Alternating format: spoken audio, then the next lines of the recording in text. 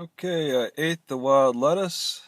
It's been an hour, no problems. In fact, I think my teeth are a little darker because of that dark green leaf. I like the taste. It's not quite bitter because we're in springtime and it takes time for that to get bitter.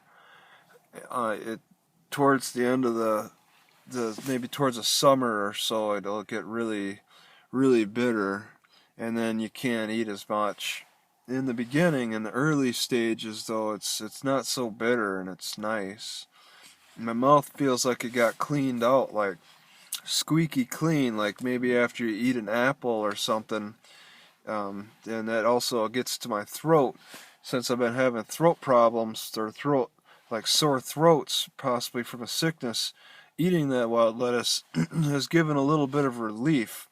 It's a mild painkiller, mild analgesic, mild sedative. I also believe it's kind of a helps you like uh, get your digestion going a little bit. Um, but I didn't really, I can't say I really felt the sedative effects.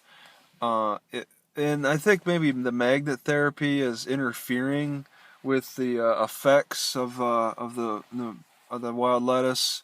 I've been noticing that. Before magnet therapy, I was really into herbal therapy, and I would feel like pretty strong effects.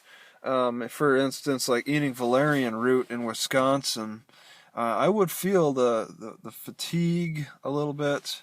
But then later I tried it while practicing the magnet therapy, and I noticed that it just the strength wasn't there. The strength of that valerian root wasn't there, where normally it would really knock me out.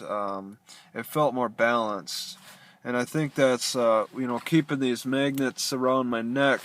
I think they'll balance out that strong effect from the phytochemicals. But not everything is staved off, of course.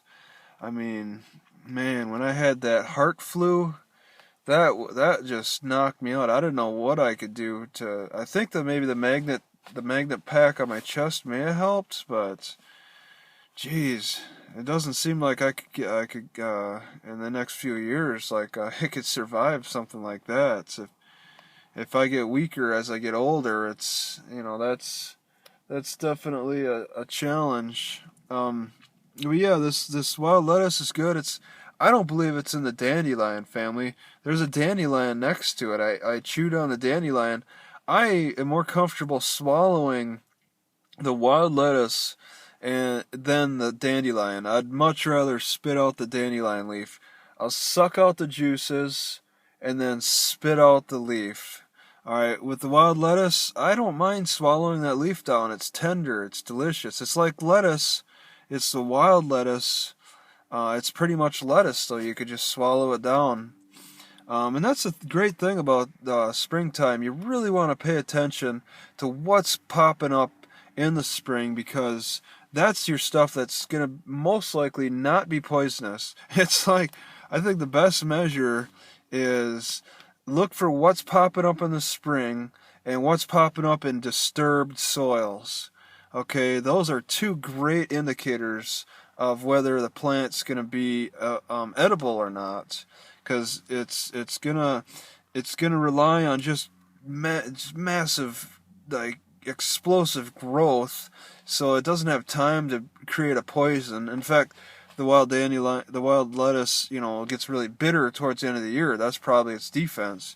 And then in disturbed soils, well, that's just saying that it loves human activity. It loves animal activity, hooves digging up the ground and stuff.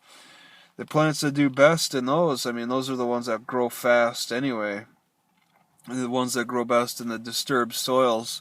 The ones in the more established soils, in the deep woods, I don't know what you could find in that's edible in there. In Oregon and Washington, salal is supposed to be edible, both leaves and berries, but the berries are delicious, and they can grow pretty good in the undisturbed soils. You just gotta pick and choose. But I'll just say that that wild lettuce is good to go.